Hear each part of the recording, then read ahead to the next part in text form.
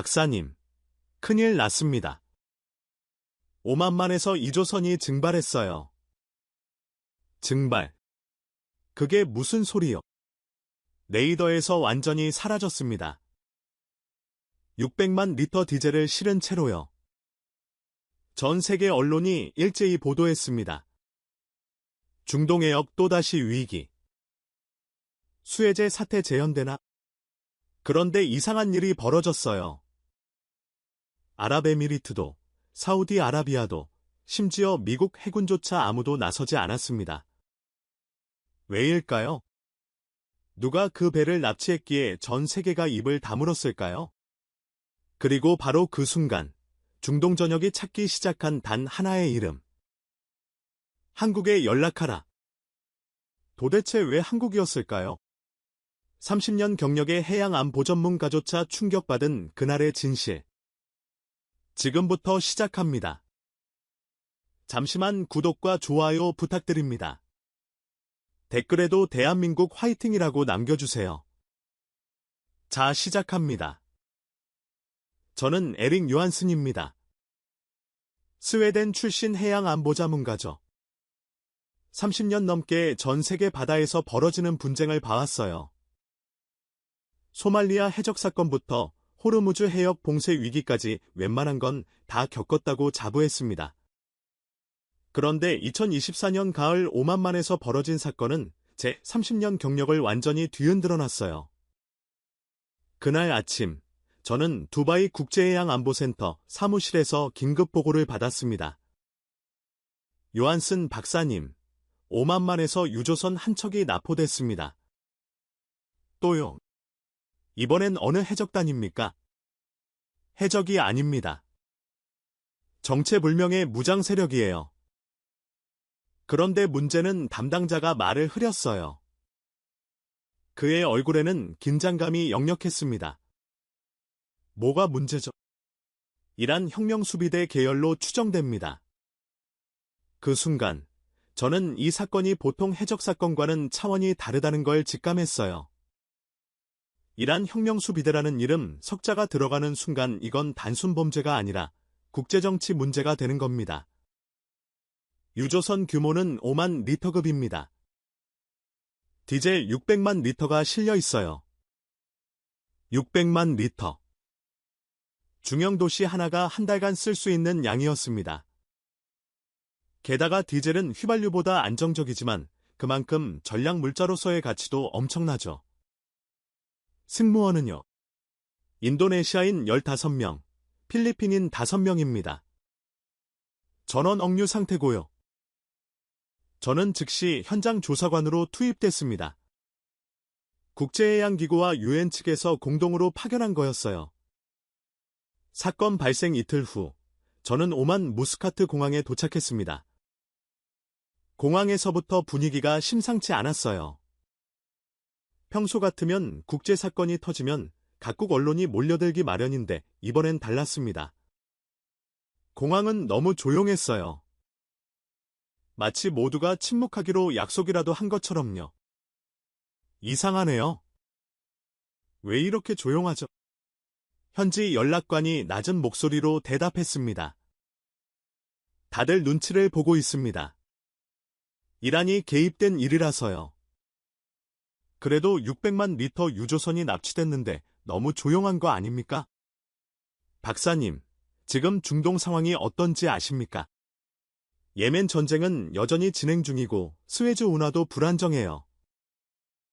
여기서 이란을 자극했다간 전 지역이 불바다가 될 수 있습니다. 저는 그제야 이해했어요. 이건 단순히 유조선 하나의 문제가 아니었습니다. 중동 전체의 권력균형이 걸린 사안이었죠. 오만 해양경찰본부에 도착하자 각국 대표들이 모여 있었습니다. 아랍에미리트, 사우디아라비아, 쿠웨이트, 심지어 미국 해군 대표까지요. 하지만 회의실 분위기는 냉랭했습니다. 사우디 대표가 먼저 입을 열었어요. 이 사건은 매우 민감합니다. 자칫 잘못하면 이란과의 외교관계가 완전히 깨질 수 있어요. 아랍에미리트 대표도 거들었습니다. 우리가 직접 개입할 순 없습니다. 이란을 자극하면 호르무즈 해협이 위험해져요. 미국 해군 대표는 더 솔직했어요. 현재 미국은 이란에 대한 경제 제재를 유지하고 있습니다. 우리가 나서면 국제 여론이 복잡해집니다. 이 사건은 우리 소관이 아닙니다. 저는 어이가 없었어요. 20명의 무고한 승무원이 인질로 잡혀 있는데 모두가 정치적 계산만 하고 있었습니다. 그럼 대체 누가 나서야 합니까? 승무원들은 지금 이 순간에도 위험에 처해 있어요. 회의실에 침묵이 흘렀습니다. 그때 쿠웨이트 대표가 조심스럽게 입을 열었어요. 한 가지 방법이 있긴 합니다. 뭡니까? 한국입니다. 한국이요. 내의중동에서 한국은 특별한 위치에 있습니다. 이란과도 관계가 나쁘지 않고 우리 아랍 국가들과도 우호적이죠. 게다가 청해부대가 이 해역에서 활동하고 있지 않습니까? 저는 그 말을 듣고 잠시 생각에 잠겼어요. 한국.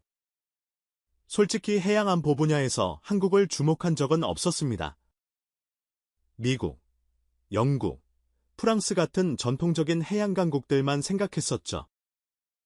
사우디 대표가 고개를 끄덕였어요. 저도 동의합니다. 한국은 아덴만에서 이미 수십 건이 해적 소탕 작전을 성공시켰어요. 특히 2011년 3회 호구출 작전은 전설적이죠. 단 한 명의 인질 피해 없이 완벽하게 작전을 수행했습니다. 미국 대표도 마지못해 인정했어요. 청해부대의 작전 능력은 우리도 인정합니다. 전자전 능력이 뛰어나고 무엇보다 인명피해를 최소화하는 전술에 특화되어 있죠. 저는 점점 흥미가 생겼습니다. 한국이 정말 이 복잡한 중동 문제를 풀혈쇠가 될 수 있을까? 회의가 끝난 후 저는 개인적으로 쿠웨이트 대표를 찾아갔어요. 한국이 정말 이 문제를 해결할 수 있다고 보십니까? 그는 잠시 생각하더니 이렇게 말했습니다. 요한슨 박사님. 중동에는 하나의 진실이 있습니다. 아랍도 페르시아도 미국도 아닌 제3의 국가만이 진정한 중재자가 될 수 있다는 거죠. 한국은 그 역할을 할 수 있는 유일한 나라입니다. 왜 하필 한국입니까? 한국은 중동에서 뭔가를 빼앗으려 온 적이 없습니다. 석유를 사가긴 하지만 정당한 대가를 치르죠. 전쟁에 참여하긴 하지만 평화 유지를 위해서만 옵니다. 이란도 이걸 알아요. 그래서 한국만은 믿는 겁니다. 저는 그날 밤 호텔방으로 돌아와 한국에 대해 본격적으로 조사하기 시작했어요. 청해부대의 작전 기록, 한국의 중동 외교 역사, 이란과의 관계까지 모든 자료를 샅샅이 뒤졌습니다. 놀라웠어요. 한국은 2024년까지 아덴만에서 단 한 건이 실패도 없이 모든 해적 소탕 작전을 성공시켰더군요. 더 놀라운 건 단 한 명의 민간인 사상자도 없었다는 겁니다. 이건 단순히 운이 좋았던 게 아니에요. 철저한 계획과 인명 존중 정신이 없으면 불가능한 기록이죠. 며칠 후 한국 정부로부터 공식 답변이 왔습니다. 대한민국은 오만만 유조선 납포 사건에 대해 깊은 우려를 표명하며 국제사회의 요청이 있을 경우 인도적 차원에서 적극 협력할 용의가 있습니다. 조심스러운 표현이었지만 그 안에는 강한 의지가 담겨 있었어요. 한국은 나설 준비가 돼 있었습니다. 그리고 바로 그날 밤 이란 측에서 비공식 채널을 통해 한국에 메시지를 보냈다는 소식이 들려왔습니다. 우리는 한국과 대화할 준비가 돼 있다. 중동 전체가 침묵하던 그 순간 단 한 나라만이 손을 내밀었습니다. 그리고 이란은 그 손을 잡았어요. 저는 그때 처음으로 느꼈습니다. 이 사건은 제가 지금껏 봐온 어떤 해양 분쟁과도 다를 거라고요. 그리고 한국이라는 나라가 제 생각보다 훨씬 더 대단한 나라일지도 모른다고 말이죠. 한국 정부가 공식적으로 움직이기 시작한 건 사건 발생 닷새째 되던 날이었습니다. 저는 그날 오만해양경찰본부에서 긴급 화상회의에 참석하고 있었어요. 화면 너머로 서울 외교부 국방부 그리고 청해부대 사령부가 연결돼 있었습니다. 한국 외교부 차관이 침착한 목소리로 말했어요. 현재 이란 측과 비공식 채널을 통해 접촉 중입니다. 그들은 대화 의사를 밝혔습니다. 미국 대표가 놀란 표정으로 물었습니다. 어떻게 그렇게 빨리 접촉했습니까? 우리도 사흘째 시도 중인데 아무 응답이 없었어요. 저희는 예전부터 구축해온 신뢰가 있습니다. 그 말에 회의실이 잠시 조용해졌어요.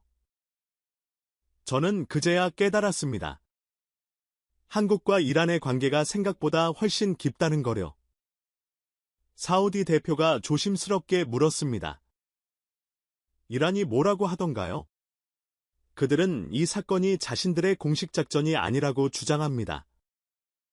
혁명수비대 산하 강경파 일부가 독자적으로 움직인 거라고요. 믿을 수 있습니까?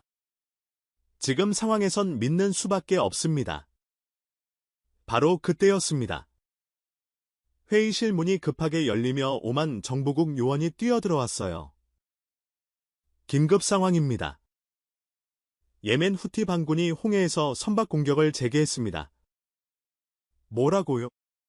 방금 전 사우디 국적 화물선이 미사일 공격을 받았습니다. 다행히 빗나갔지만 스웨즈 운하항로가 다시 위험해졌어요.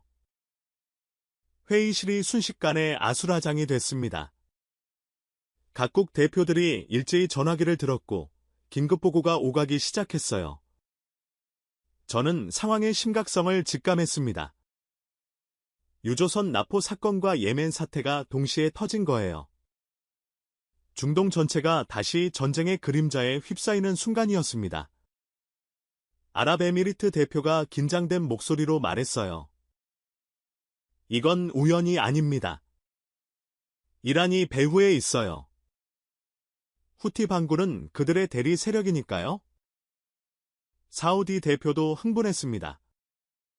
당장 이란에 경고 메시지를 보내야 합니다. 이건 명백한 도발이에요.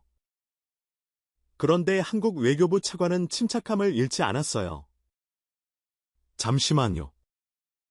성급하게 판단하지 맙시다. 지금 이란 정부와 후티 반군이 같은 생각이라고 단정할 수 없습니다. 무슨 소리입니까? 후티는 이란 돈으로 움직이는데요. 그렇습니다. 하지만 지금 이란은 경제 제재로 무릎 꿇은 상태예요. 그들에게 전쟁을 벌일 여력은 없습니다. 오히려 이 상황을 이용해 강경파를 제어하고 싶어 할 겁니다. 저는 그 말을 듣고 소름이 돋았어요. 한국은 단순히 중재자 역할만 하는 게 아니었습니다.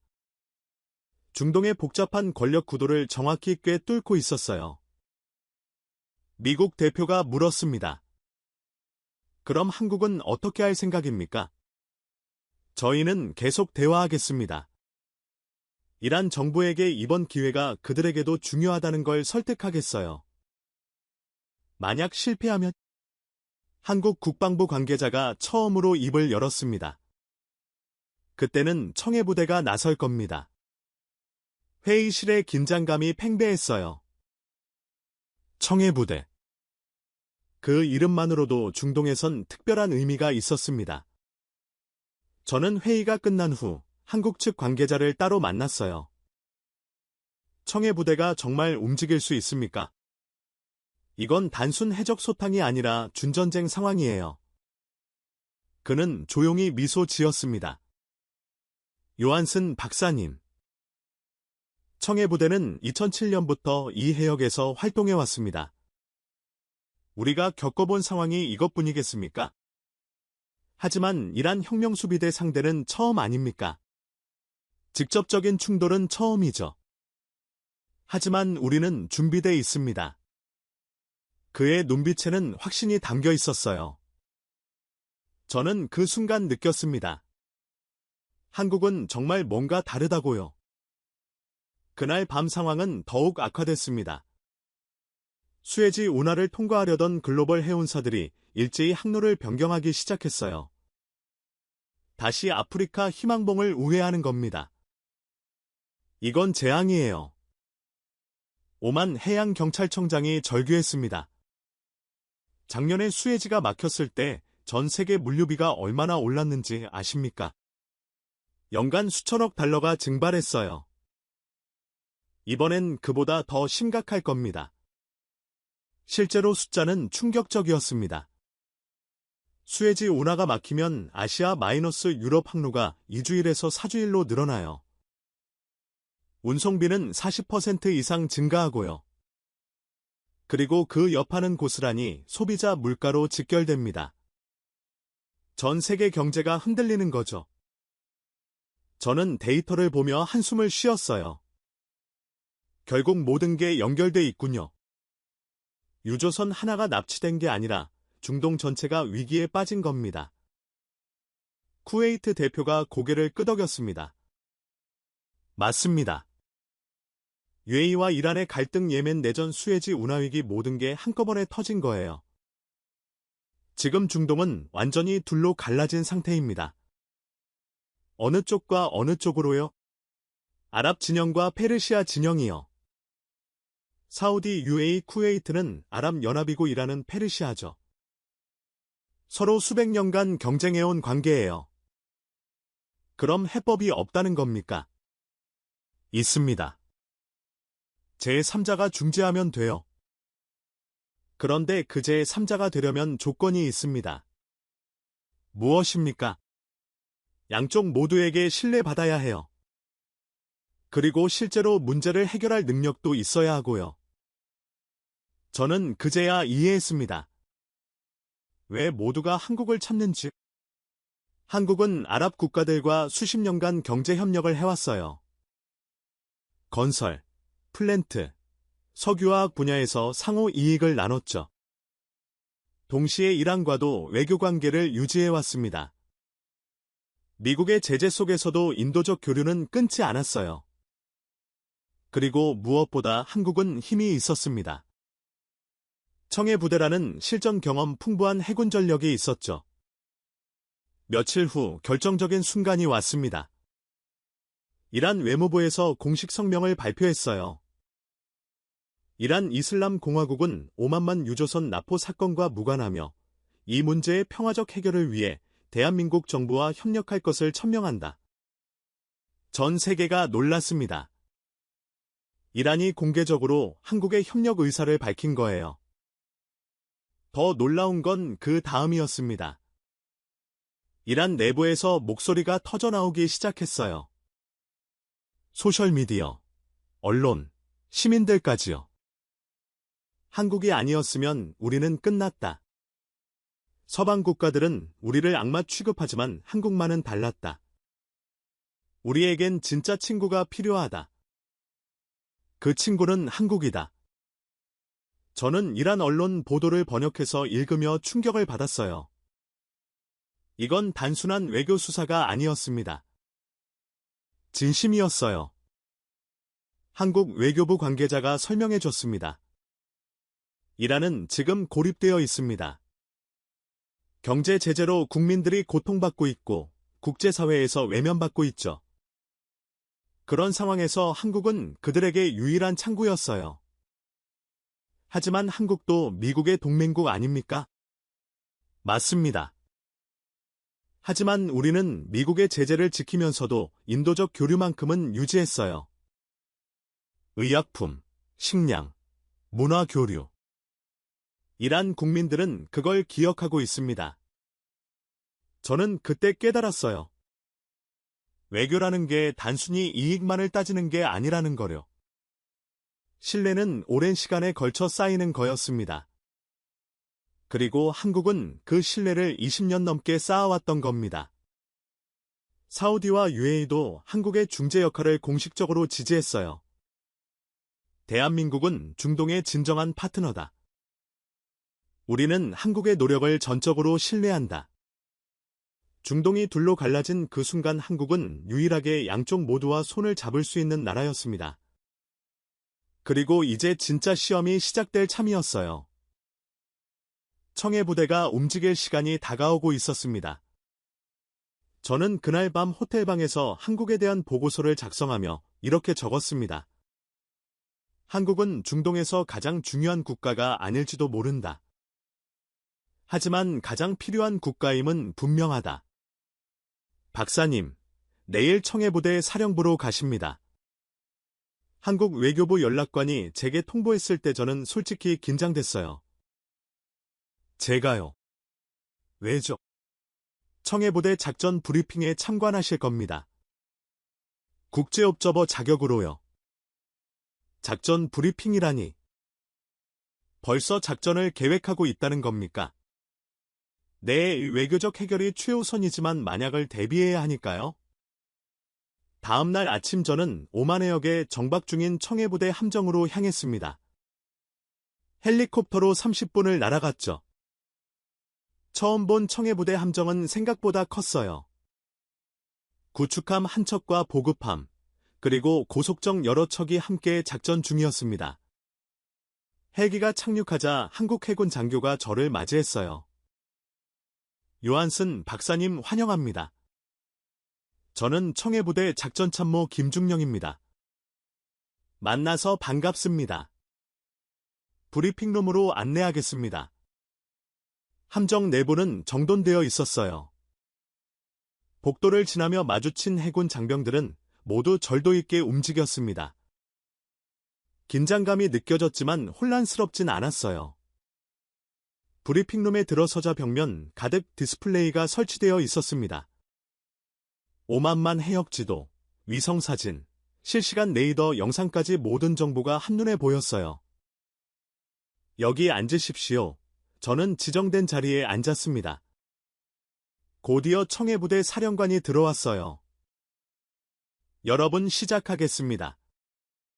사령관의 목소리는 차분했지만 힘이 있었습니다.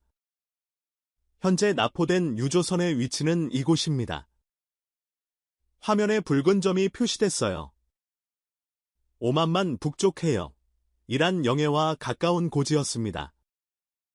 유조선은 이란 혁명수비대 산하 무장세력에 의해 억류 중입니다. 승무원 20명 전원 생존이 확인됐고요. 혁명수비대 병력은 얼마나 됩니까? 제가 물었어요. 추정 15명에서 20명 사이입니다. 수화기와 RPG로 무장하고 있고 고속정 2척을 보유하고 있습니다. 김중령이 다음 화면을 띄웠습니다. 문제는 이겁니다. 화면엔 유조선 내부 구조도가 나타났어요. 유조선에는 600만 리터 디젤이 실려 있습니다. 만약 교전 중 폭발하면 말을 잇지 못했습니다. 모두가 알고 있었어요. 그 규모의 폭발이 일어나면 인근 해역 전체가 불바다가 된다는 거요. 그래서 무력 충돌은 절대 안 됩니다. 사령관이 단호하게 말했어요. 우리의 목표는 단 하나입니다. 승무원 전원 무사 귀환, 유조선 안전 확보, 그리고 가해자 측 인명피해도 최소화. 저는 그 말을 듣고 놀랐어요. 가해자 측 피해까지 신경 쓴다고요. 중령, 질문 하나 하겠습니다. 말씀하십시오. 왜 적의 피해까지 최소화하려는 겁니까? 그들은 범죄자들입니다. 사령관이 제 눈을 똑바로 바라봤어요. 박사님, 우리는 전쟁하러 온 게 아닙니다. 사람을 살리러 왔습니다. 설령 그들이 총을 겨눈 사람들이라 해도 불필요한 희생은 만들지 않습니다. 그 순간 제 머릿속이 하얘졌어요. 이건 제가 알던 군대가 아니었습니다. 브리핑은 계속됐습니다. 우리는 3단계 작전을 계획했습니다. 김중령이 설명을 이어갔어요. 1단계 전자전. 유조선 주변 해역의 모든 통신을 교란합니다. 그들이 외부와 연락하지 못하게 만드는 거죠. 2단계 심리전. 우리의 압도적인 전력을 보여주며 항복을 권고합니다. 3단계 직접 진입. 특수전 요원이 유조선에 진입해 인지를 구출합니다. 만약 저항하면? 제가 물었습니다. 그때도 총은 쏘지 않습니다. 비살상 무기만 사용합니다. 비살상 무기요. 성광탄, 최루탄, 전자충격기 등입니다. 상대를 무력화하되 죽이지는 않습니다. 저는 점점 더 놀라고 있었어요. 이들은 정말 단 한 명도 죽이지 않고 작전을 수행하려는 겁니다. 준비 기간은 얼마나 필요합니까? 이미 준비는 끝났습니다. 정부 명령만 떨어지면 즉시 실행 가능합니다. 사령관의 대답은 확신에 차 있었어요. 브리핑이 끝난 후 저는 개인적으로 사령관을 찾아갔습니다. 사령관님, 궁금한 게 있습니다. 말씀하십시오. 청해부대는 어떻게 이렇게까지 준비할 수 있었습니까? 이건 단순한 훈련 수준이 아닌데요. 사령관이 잠시 생각하더니 입을 열었어요. 박사님, 우리가 여기 온 지 얼마나 됐는지 아십니까? 2007년부터라고 들었습니다. 맞습니다. 거의 20년이 됐어요. 그동안 우리는 수십 건의 해적 소탕 작전을 수행했습니다. 알고 있습니다. 성공률 100%죠. 네, 하지만 그게 운이 좋아서가 아닙니다. 우리는 매번 작전 후 철저히 분석하고 개선하고 또 훈련했어요. 사령관은 창밖바다를 바라보며 말을 이었습니다. 2011년 3.25 사건 기억하십니까? 물론입니다. 소말리아 해적이 한국 화물선을 납치했던 그때 우리 특수전 요원들이 배에 진입했습니다. 해적 8명을 제압하고 선원 21명 전원을 구출했죠. 단 한 명의 인질도 다치지 않았어요. 대단한 작전이었습니다. 하지만 그 이유가 더 중요했습니다. 우리는 그 작전을 수백 번 분석했어요. 무엇이 잘 됐고 무엇이 위험했는지 한치의 오차도 없이 검토했습니다. 저는 그제야 이해했어요. 청해부대의 완벽함은 하루아침에 만들어진 게 아니었습니다. 그래서 지금은 어떤 상황에서도 대응할 수 있는 겁니다. 사령관이 자신있게 말했어요. 바다에서 벌어질 수 있는 모든 시나리오를 우리는 이미 경험했거나 시뮬레이션했습니다. 그날 오후 저는 청해부대, 특수전 요원들의 훈련을 참관할 기회를 얻었습니다. 갑판 위에서 그들은 실제와 똑같은 모형 유조선에서 진입훈련을 하고 있었어요. 3.2.1 진입팀장의 구령과 함께 요원들이 일사불란하게 움직였습니다. 로프를 타고 올라가고 문을 열고 내부를 확보하는 모든 동작이 정확했어요. 김중령이 옆에서 설명했습니다. 저들은 하루에 10번씩 이 훈련을 합니다.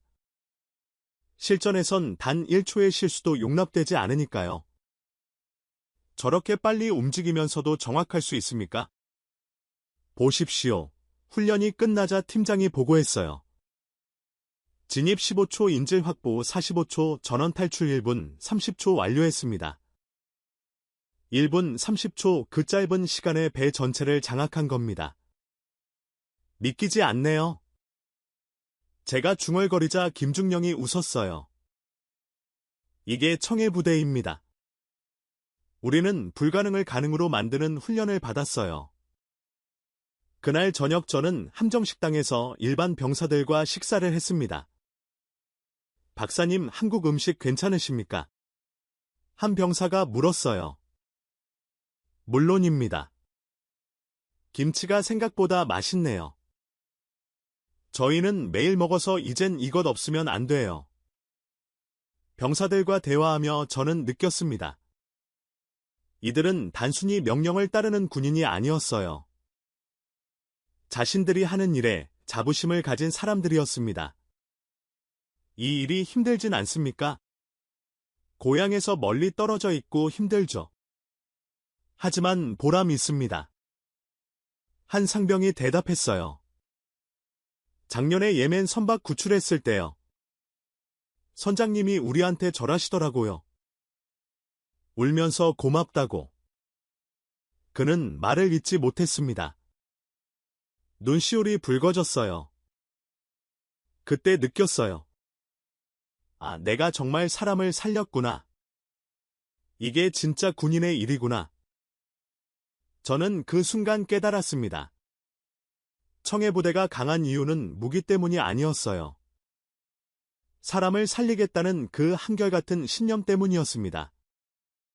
밤이 되자 저는 갑판에 나가 별을 봤습니다. 오만만의 밤하늘은 별들로 가득했어요. 사령관이 옆에 다가왔습니다. 아름답죠? 네, 정말 아름답습니다. 저는 이 바다를 사랑합니다. 이곳엔 국경이 없어요. 한국 바다도 이란 바다도 아닙니다. 그냥 바다죠. 좋은 말씀이십니다. 우리가 지키는 건 한국만이 아닙니다. 이 바다를 지나는 모든 사람들이에요. 그게 청해부대의 사명입니다. 저는 그날 밤 깊이 생각했습니다. 이란이 왜 한국만 찾았는지 이제 완전히 이해됐어요. 한국은 싸우기 위해 온 게 아니라 살리기 위해 온 군대였습니다. 그리고 중동 전체가 알고 있었던 겁니다. 청해부대는 정의를 실천하는 군대라는 거요. 작전 개시 승인이 떨어졌습니다. 사령관의 말에 브리핑룸이 긴장감으로 가득 찼습니다. 이란과의 외교적 협상이 진전을 보였지만 유조선을 점거한 강경파 무장 세력은 여전히 버티고 있었어요. 현지 시각 오전 3시에 작전을 시작합니다. 모두 위치로 이동하십시오. 저는 작전 통제실에 남아 전 과정을 지켜볼 수 있었습니다. 평생 잊지 못할 밤이 시작되고 있었어요. 자정이 넘어서자 함정 전체가 조용해졌습니다. 하지만 그 고요함 속에는 팽팽한 긴장이 흐르고 있었죠. 김중령이 제 옆에 앉았어요. 박사님 편안하게 보십시오. 우리가 해낸 적 없는 일을 오늘 보여드릴 겁니다. 무슨 말씀이십니까? 총성 없는 구출 작전이요. 오전 2시 50분 청해부대 구축함이 움직이기 시작했습니다. 레이더 화면에서 유조선까지의 거리가 점점 줄어들었어요. 20해리, 15해리, 10해리 1단계 시작합니다. 전자전 개시 통제실 요원이 보고했습니다. 순간 화면 하나가 켜졌어요. 유조선 주변의 모든 전파 신호를 보여주는 스펙트럼 분석기였습니다. 타깃 주변 통신 교란 중 휴대전화, 무전기 모두 차단됐습니다. 좋아. 그들은 이제 고립됐다. 사령관이 고개를 끄덕였어요. 저는 놀라움을 감추지 못했습니다. 한국 해군의 전자전 능력이 이 정도일 줄은 몰랐어요. 그들은 지금 뭘 느끼고 있을까요? 제가 물었습니다. 공포입니다. 김중령이 대답했어요. 갑자기 모든 통신이 끊기면 그들은 자신들이 완전히 고립됐다는 걸 알게 됩니다. 외부 지원도 명령도 받을 수 없죠. 바로 그 순간부터 심리전이 시작되는 겁니다. 오전 3시 정각 2단계가 시작됐습니다. 청해부대 구축함이 유조선에서 3해리 거리까지 접근했어요. 그리고 함정의 모든 조명이 일제히 켜졌습니다. 칠흑같이 어두운 바다 한가운데 거대한 군함이 모습을 드러낸 겁니다. 탐조등 조사, 명령과 함께 강력한 빛이 유조선을 비췄어요. 동시에 확성기에서 목소리가 울려 퍼졌습니다. 여기는 대한민국 해군 청해부대다. 당신들은 완전히 포위됐다. 무기를 내려놓고 항복하라. 이것이 마지막 경고다. 메시지는 페르시아어, 아랍어, 영어로 반복됐어요. 저는 화면을 통해 유조선 갑판을 봤습니다. 무장 세력 몇 명이 우왕좌왕하는 게 보였어요. 그들이 동요하고 있습니다. 김중령이 말했어요. 하지만 아직 항복하지 않았어요. 그럴 겁니다. 이제부터가 진짜죠. 오전 3시 15분 청해부대의 고속정, 내척이 유조선을 사방에서 포위했습니다. 완전 포위 완료. 도주로 차단됐습니다. 열화상 카메라가 유조선 내부를 스캔하기 시작했어요. 승무원 위치 파악 중입니다. 선실 구역에 집중돼 있습니다. 무장 세력은 갑항과 성교에 분산돼 있습니다. 총 17명 확인됐습니다. 사령관이 지도를 보며 고민했어요. 17명. 생각보다 많군. 진입 경로를 재검토하라. 바로 그때였습니다. 사령관님 유조선에서 움직임 포착 화면에 충격적인 장면이 나타났어요. 무장 세력 하나가 유조선 갑판으로 승무원 1명을 끌고 나온 겁니다. 인지를 방패로 쓰려는 겁니다. 통제실이 긴장으로 얼어붙었어요. 저는 숨이 막혔습니다. 이건 최악의 시나리오였어요. 하지만 사령관은 침착함을 잃지 않았습니다. 김중령 협상팀 준비 이미 대기 중입니다. 몇 분 후 청해부대 쪽에서 다시 확성기가 울렸어요. 우리는 당신들과 싸우러 온 게 아니다. 대화하자. 주파수 260.5로 연락하라. 침묵이 흘렀습니다. 10분, 20분 그때 무전기에서 떨리는 목소리가 들렸어요. 우리는 후퇴할 곳이 없다. 당신들이 물러나라. 페르시아어였습니다. 통역이 즉시 번역했어요. 사령관이 직접 마이크를 잡았습니다. 나는 청해부대의 사령관이다. 당신들에게 후퇴하라고 하는 게 아니다. 대화하자는 거다. 승무원들을 풀어주고 안전하게 나오면 우리도 당신들을 해치지 않을 것이다. 거짓말. 우리를 체포하려는 거 아니냐? 체포는 이란 당국이 할 일이다. 우리는 단지 익명을 구하러 왔다. 승무원들과 당신들.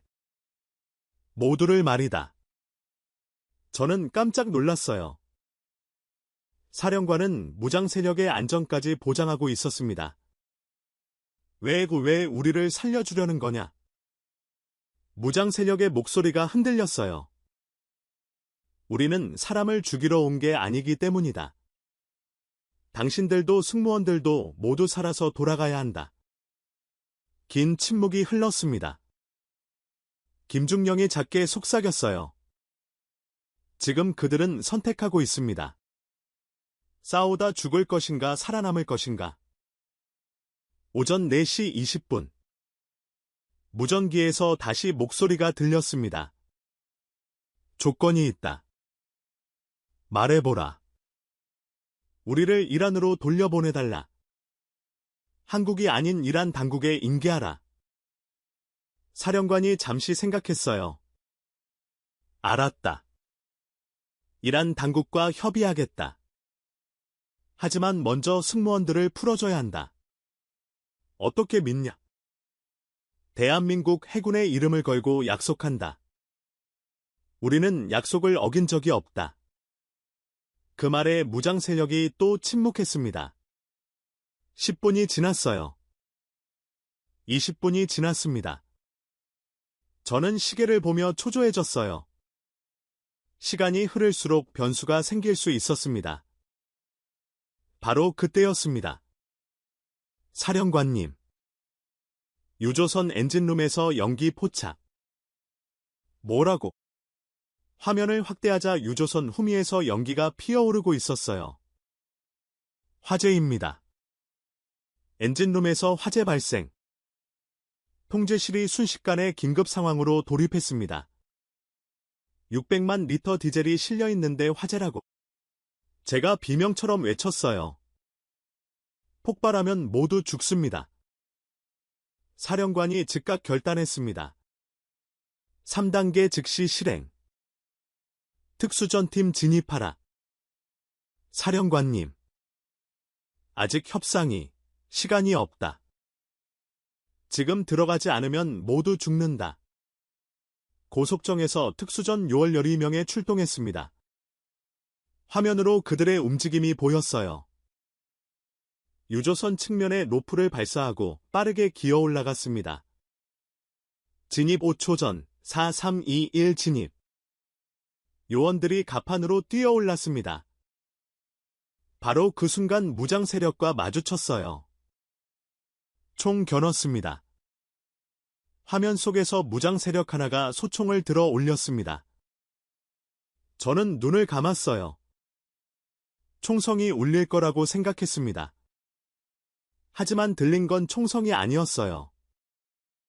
섬광탄. 번쩍. 강렬한 빛이 터졌습니다. 무장 세력이 눈을 가리며 비틀거렸어요. 특수전 요원이 순식간에 달려들어 그를 제압했습니다. 총 한 방 쏘지 않고요. 일명 무력화. 진압 완료. 같은 방식으로 다른 요원들도 무장 세력을 하나씩 제압해 나갔습니다. 섬광탄, 최루탄, 전자충격기. 모두 비살상 무기였어요. 3명 추가 제압, 5명 제압. 선실로 진입합니다. 요원들이 선실문을 열었을 때 그곳엔 20명의 승무원이 묶여 있었습니다. 승무원 발견. 전원 생존. 통제실에서 환호가 터져나왔어요. 하지만 아직 끝난 게 아니었습니다. 엔진룸 화재 진압팀 투입. 청해부대 소방팀이 유조선으로 넘어갔습니다. 화재 원인 파악됐습니다. 엔진 과열로 인한 소형 화재입니다. 진압 가능한가? 가능합니다. 3분이면 끝납니다. 정확히 2분 47초 후 화재는 완전히 진압됐습니다. 화재 진압 완료. 유조선 안전합니다. 승무원 전원 구조 완료. 무장 세력 17명 전원 생포. 사령관이 깊은 한숨을 내쉬었어요. 작전 종료. 전원 귀환하라.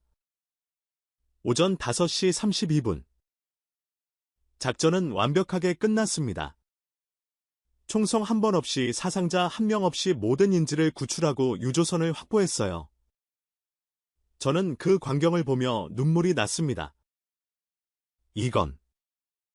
이건 기적이었어요. 사령관이 제게 다가왔습니다. 박사님 보셨죠? 이게 청해부대입니다. 믿을 수가 없습니다. 어떻게 이게 가능합니까? 우리는 수천 번 훈련했습니다. 바로 이 순간을 위해서요. 날이 밝아오자 구조된 승무원들이 청해부대 함정으로 옮겨졌어요. 그들의 얼굴엔 안도감과 감사가 가득했습니다. 인도네시아인 선장이 사령관에게 다가와 손을 잡았어요. 감사합니다. 당신들이 아니었으면? 우리는. 말을 잇지 못하고 그는 울었습니다. 사령관이 그의 어깨를 두드렸어요. 괜찮습니다. 이제 안전합니다. 가족들에게 돌아가십시오. 저는 그날 함정 갑판에서 일출을 봤습니다. 붉게 물든 오만만 위로 태양이 떠올랐어요. 그리고 저는 깨달았습니다. 한국은 단순히 강한 나라가 아니라 정의로운 나라라는 거려. 전 세계가 이날의 작전을 한국식 해상구출이라 부르기 시작했습니다. 무열무사상 완벽한 성공. 청해부대는 중동의 새로운 기준을 세웠습니다. 작전이 끝난 지 사흘째 되던 날 전 세계 언론이 들끓기 시작했습니다. 한국 청해부대 총성 없이 유조선 구출 성공. 이란 무장 세력도 인정한 한국의 작전 능력. 중동해역 새로운 평화유지 모델 제시. 저는 두바이 호텔에서 각국 언론 보도를 보며 감탄했어요. 하지만 진짜 놀라운 일은 그 다음에 벌어졌습니다. 박사님 큰일 났습니다. 현지 연락관이 급하게 제 방으로 뛰어들어왔어요. 무슨 일입니까? 이란에서 난리가 났어요. 지금 당장 TV를 켜보십시오. 저는 서둘러 리모컨을 들었습니다. 알자지라 뉴스가 긴급 속보를 내보내고 있었어요. 이란 테헤란에서 수만 명의 시민이 거리로 쏟아져 나왔습니다. 그들이 외치는 구호는 놀랍게도 한국의 감사를입니다. 화면에는 이란 시민들이 태극기를 들고 행진하는 모습이 나왔어요. 한국 만세 청해 부대의 감사를, 우리의 진정한 친구는 한국이다. 저는 눈을 의심했습니다. 이란에서 태극기가 휘날리다니요, 연락관이 설명했어요. 승무원 중에 이란계 필리핀인이 있었대요. 그의 가족이 이란에 살고 있었는데 청해부대가 그를 구출했다는 소식이 퍼지면서 그래서 저렇게 된 겁니까? 네, 그런데 더 놀라운 건 이란 정부 반응입니다. 화면이 바뀌며 이란 외무장관의 기자회견이 나왔습니다. 대한민국은 우리가 가장 어려울 때 손을 내밀어준 나라입니다. 서방 국가들이 우리를 제재하고 고립시킬 때 한국만은 대화의 끈을 놓지 않았습니다. 외무장관의 목소리엔 진심이 담겨 있었어요. 이번 유조선 사건에서 한국은 우리 국민의 생명도 함께 지켜줬습니다. 무장 세력을 한 명도 죽이지 않고 생포했습니다. 이것이 진정한 정의입니다. 그리고 그가 다음에 한 말에 저는 충격을 받았어요. 이란 이슬람공화국은 구출된 유조선에 실린 디젤 600만 리터 전량을 대한민국에 기증하기로 결정했습니다. 뭐라고요? 저는 소리쳤습니다. 600만 리터면 시가로 수십억 원에 달하는 양이었어요. 그걸 그냥 준다고요? 연락관도 믿기지 않는다는 표정이었습니다. 이란이 정말 미쳤나 봅니다. 아니에요. 이건 감사의 표현이군요. 제가 중얼거렸어요. 돈으로 환산할 수 없는 감사를 표현하는 거예요. 그날 오후 저는 긴급 소집된 국제회의에 참석했습니다. 각국 대표들의 표정이 복잡했어요. 특히 미국과 사우디 대표는 할 말을 잃은 듯했습니다. 사우디 대표가 먼저 입을 열었어요. 이란의 결정은 예상 밖입니다. 솔직히 우리도 놀랐습니다. 미국 대표도 인정했습니다. 한국이 중동에서 이런 영향력을 가지고 있을 줄은 몰랐습니다. 우리가 수십 년간 풀지 못한 문제를 닷새 만에 해결했어요. 쿠웨이트 대표가 말했습니다. 이건 시작일 뿐입니다. 이란 내부에서 지금 무슨 일이 벌어지고 있는지 아십니까? 무슨 일이죠? 한국에 대한 여론이 폭발적으로 좋아지고 있습니다. SNS, 언론, 시민사회 모두가 한국을 찬양하고 있어요. 실제로 이란 소셜미디어는 한국 이야기로 도배됐습니다. 한국이 아니었으면 우리는 끝났다. 미국은 우리를 제재하지만 한국은 우리 국민을 살렸다. 한국이야말로 진정한 친구다. 저는 이란 언론 기사를 번역해서 읽어봤어요. 한 이란 칼럼니스트는 이렇게 썼습니다. 한국은 우리에게 무엇을 요구하지 않았다. 단지 사람을 살리러 왔을 뿐이다. 이것이 우리가 배워야 할 외교다. 또 다른 기사에는 이런 내용이 있었어요. 청해부대는 우리 무장 세력조차 죽이지 않았다. 그들은 적도 사람으로 대했다. 이런 군대를 우리는 본 적이 없다. 며칠 후 더 놀라운 소식이 들려왔습니다. 이란 의회에서 한국 관련 특별 결의안이 통과됐다는 거예요. 대한민국을 이란 이슬람 공화국의 전략적 동반자로 인정한다. 이건 외교적으로 엄청난 의미였습니다. 이란이 공식적으로 한국을 특별한 지위로 인정한 거예요. 한국 외교부 관계자가 저를 찾아왔습니다. 박사님, 솔직히 우리도 당황스럽습니다. 당황이라니요. 이란의 반응이 예상을 훨씬 뛰어넘었어요. 600만 리터 기증은 물론이고 전략적 동반자 지위까지. 받아들이실 겁니까? 물론입니다. 하지만 조심스럽게 접근해야 해요. 미국과의 관계도 있고 중동 균형도 고려해야 하니까요. 저는 고개를 끄덕였습니다. 한국은 정말 어려운 위치에 서게 됐군요. 맞습니다. 하지만 이것이 기회이기도 합니다. 한국이 중동에서 진정한 중재자 역할을 할 수 있다는 걸 증명했으니까요. 그날 밤 저는 청해부대 사령관과 통화했습니다. 사령관님, 이란의 결정에 대해 어떻게 생각하십니까? 예상하지 못한 일입니다. 하지만 고마운 일이죠. 600만 리터면 엄청난 가치인데요. 박사님, 우리가 원한 건 그게 아니었습니다. 단지 사람을 살리는 게 목표였어요. 알고 있습니다. 그래서 더 감동적인 겁니다. 사령관이 잠시 침묵하더니 말했어요. 사실 저도 놀랐습니다. 이란 사람들이 우리를 이렇게까지 고마워할 줄은 당연한 겁니다. 사령관님과 청해부대는 그들에게 희망을 줬어요. 자신들도 존중받을 수 있다는 희망을요. 일주일 후 공식적인 600만 리터 인수식이 열렸습니다. 오만 무스카트 항구에서 한국과 이란 대표가 만났어요. 이란 대표는 나이 지긋한 외교관이었습니다. 대한민국 대표님, 저는 외교관 생활 40년 동안 이런 순간을 경험한 적이 없습니다.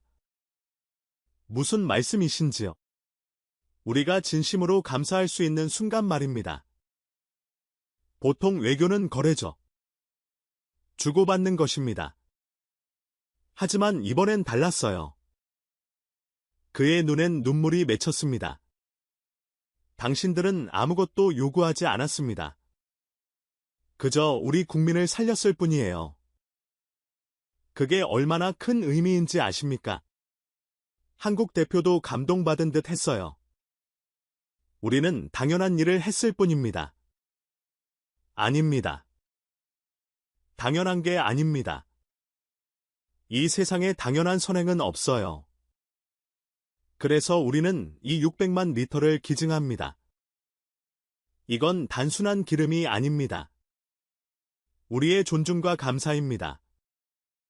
인수식이 끝나고 저는 항구를 걷고 있었어요. 석양이 오만만을 붉게 물들이고 있었습니다. 쿠웨이트 대표가 제 옆으로 다가왔습니다. 요한슨 박사님. 역사적인 순간을 목격하셨습니다. 그런가 봅니다. 아랍도 페르시아도 아닌 제 3국이 중동을 가교가 된 첫 사례예요. 그리고 그 주인공이 한국입니다. 한국은 특별합니다. 제가 말했어요. 힘이 있으면서도 겸손하고 능력이 있으면서도 자비롭죠. 맞습니다. 그래서 우리 모두가 한국을 존중하는 겁니다. 그날 밤 두바이로 돌아온 저는 보고서를 작성했습니다. 이란의 600만 리터 기증은 단순한 경제적 가치를 넘어선다. 이것은 중동 외교 역사의 새로운 장이다. 한국은 힘으로 굴복시키지 않고 정의로 존중을 얻었다. 이것이 21세기 외교의 새로운 모델이 될 것이다. 며칠 후 전 세계 언론이 일제히 보도했습니다. 한국. 중동의 새로운 중재자로 부상. 이란이 인정한 유일한 서방 우방국. 대한민국. 청해부대 작전. 국제해양 안보의 표준이 되다.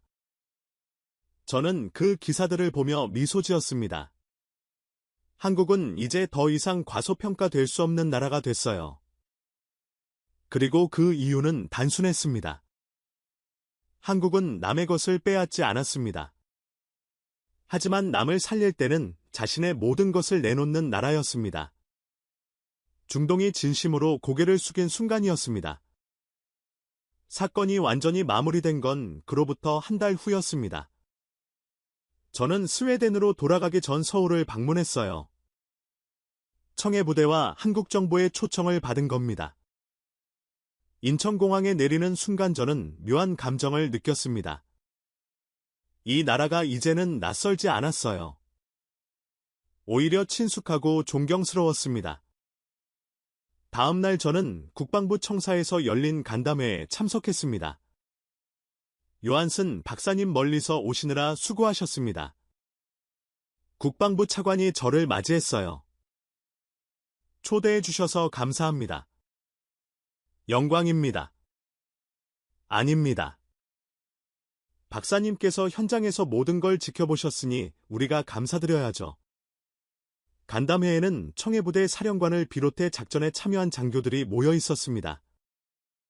저는 그들을 보며 다시 한번 감동받았어요. 영웅들이었지만 겸손했습니다. 사령관님 작전 이후 중동 반응이 어떻습니까? 제가 물었습니다. 놀랍습니다. 각국에서 협력 요청이 쏟아지고 있어요. 아랍에미리트는 합동훈련을 제안했고 쿠웨이트는 청해부대 모델을 배우고 싶다고 했습니다. 이란은요? 이란도 마찬가지입니다. 해양안보 협력을 공식 제안했어요. 물론 조심스럽게 접근하고 있지만요. 외교부 관계자가 덧붙였습니다. 이란과의 관계는 미국과 충분히 협의하고 있습니다. 다행히 미국도 한국의 역할을 긍정적으로 평가하고 있어요. 미국이요. 내 백악관 국가안보회의에서 공식 논평을 냈습니다. 한국의 중재 노력이 중동 안정에 기여했다고요. 저는 놀랐습니다. 미국조차 인정한 거예요. 그럼 이제 한국은 중동에서 어떤 역할을 하게 됩니까? 균형자입니다. 아랍과 페르시아 양쪽 모두와 대화할 수 있는 유일한 나라죠. 이건 엄청난 책임이기도 합니다. 며칠 후 저는 제 인생에서 가장 중요한 발표를 준비하고 있었습니다. 스톡홀름 국제해양안보회의에서 기조연설을 하기로 했거든요. 주제는 당연히 한국의 5만만 작전이었습니다. 발표 전날 밤 저는 호텔방에서 원고를 다듬었어요. 나는 왜 한국을 위대한 나라라 부르는가? 제목부터 고민이 많았습니다. 하지만 이보다 정확한 표현은 없었어요. 발표 당일 회의장은 만원이었습니다. 유럽 각국의 국방 전문가 외교관 학자들이 모여 있었어요. 모두가 한국의 작전에 대해 궁금해했습니다. 저는 단상에 올라 마이크 앞에 섰습니다. 신사숙녀 여러분, 저는 지난 한 달간 기적을 목격했습니다. 청중이 조용해졌어요. 5만만에서 600만 리터 디젤을 실은 유조선이 납치됐습니다. 20명의 승무원이 인질이 됐고 중동 전체가 위기에 빠졌죠. 전 세계가 지켜보는 가운데 아무도 나서지 않았습니다. 저는 화면에 지도를 띄웠어요. 아랍에미리트는 이란을 자극할까 두려워했고 사우디는 외교적 부담을 걱정했습니다. 미국은 제재 문제로 발을 뺐죠. 모두가 정치적 계산에 빠져 있을 때 단 한 나라만이 움직였습니다. 바로 대한민국입니다. 청중 사이에서 웅성거림이 일었어요. 한국은 무엇을 했습니까? 청해부대를 파견했습니다. 하지만 그들은 전쟁하러 간 게 아니었어요. 사람을 살리러 갔습니다. 저는 작전 영상을 보여줬습니다. 성광탄이 터지는 장면, 특수전 요원들이 진입하는 장면, 승무원들이 구조되는 장면, 청중은 숨죽이며 지켜봤어요. 총성은 단 한 발도 없었습니다. 사상자는 한 명도 없었어요. 심지어 무장 세력조차 한 명도 죽지 않았습니다. 박수가 터져나왔습니다. 저는 계속 말했어요. 이것이 전부가 아닙니다. 작전 후 이란이 무엇을 했는지 아십니까? 600만 리터 전량을 한국에 기증했습니다. 돈이 아니라 감사를 표현한 겁니다. 청중이 놀란 표정을 지었어요. 저는 30년간 해양 안보를 연구했습니다. 수많은 작전을 봤고 성공도 실패도 분석했죠. 하지만 이런 건 처음입니다. 저는 잠시 말을 멈추고 청중을 둘러봤습니다. 한국은 힘으로 굴복시키지 않았습니다. 정의로 존중을 얻었어요. 이것이 21세기가 나아가야 할 방향입니다. 발표가 끝나자 기립박수가 쏟아졌습니다. 질의응답 시간에 한 독일 교수가 손을 들었어요. 박사님, 한국이 특별한 이유가 뭐라고 생각하십니까? 저는 잠시 생각했습니다. 한국은 강대국의 경험을 가지고 있지 않습니다. 식민지를 가져본 적도 없고 다른 나라를 정복한 역사도 없어요. 오히려 침략당하고 분단되고 전쟁을 겪은 나라죠. 그래서요. 그래서 약자의 고통을 압니다. 한국은 힘을 얻었을 때 그 힘을 남을 짓밟는 데 쓰지 않았어요. 남을 일으켜 세우는 데 썼습니다. 회의장이 조용해졌어요. 한국 군인들이 이란 무장 세력조차 죽이지 않은 이유가 바로 그겁니다.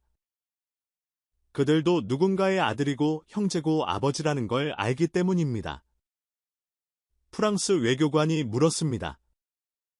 그럼 한국이 중동에서 어떤 역할을 할 거라 보십니까? 가교입니다. 아랍과 페르시아를 잇는 다리가 될 겁니다. 그리고 그 역할은 한국만이 할 수 있어요. 왜 한국만 가능합니까? 신뢰 때문입니다. 한국은 수십 년간 중동과 함께했지만 한 번도 배신하지 않았어요. 경제위기 때도 제재 압박 속에서도 인도적 교류는 유지했습니다. 그 신뢰가 오늘의 기적을 만들었습니다. 회의가 끝난 후 여러 나라 대표들이 저를 찾아왔어요. 영국 해군 제독이 말했습니다. 박사님 발표를 듣고 깨달았습니다. 우리가 배워야 할 게 많다는 거요. 노르웨이 외교관도 거들었습니다. 한국과의 협력을 강화해야겠습니다. 우리도 배우고 싶어요. 그날 밤 저는 호텔방에서 편지를 썼습니다. 한국 국민들에게 보내는 편지였어요. 친애하는 대한민국 국민 여러분께 저는 스웨덴에서 온 에릭 요한슨입니다. 여러분은 저를 모르시겠지만 저는 여러분의 나라를 압니다. 저는 오만만에서 기적을 목격했습니다. 여러분의 군대가 단 한 발의 총성 없이, 단 한 명의 희생 없이 20명의 생명을 구하는 걸 봤어요. 여러분의 나라는 특별합니다. 힘이 있지만 겸손하고 능력이 있지만 자비롭습니다. 남의 것을 빼앗지 않지만 남을 살릴 때는 모든 걸 내놓는 나라입니다. 세계는 오랫동안 한국을 과소평가했습니다. 작은 나라, 분단된 나라, 아직 성장 중인 나라라고 생각했죠. 하지만 이제 알았습니다. 한국은 세계가 배워야 할 나라입니다. 정의란 무엇인지, 진정한 힘이란 무엇인지 보여주는 나라입니다. 저는 제 고국 스웨덴으로 돌아갑니다.